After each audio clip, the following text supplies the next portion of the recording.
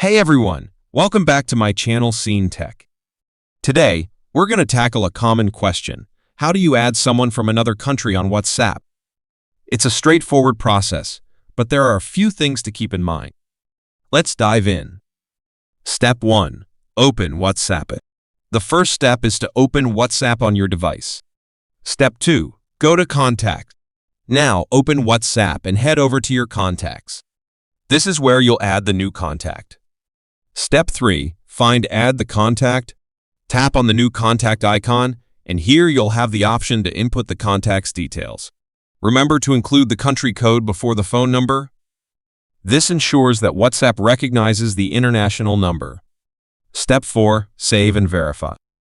Once you've added the contact information, make sure to save it. WhatsApp will automatically sync with your device's contacts. Step 5. Troubleshooting. If you encounter any issues, double-check the phone number format and make sure your internet connection is stable. Additionally, some countries have restrictions on WhatsApp, so if you're still having trouble, it's worth checking if there are any specific regulations in the country you're trying to connect with.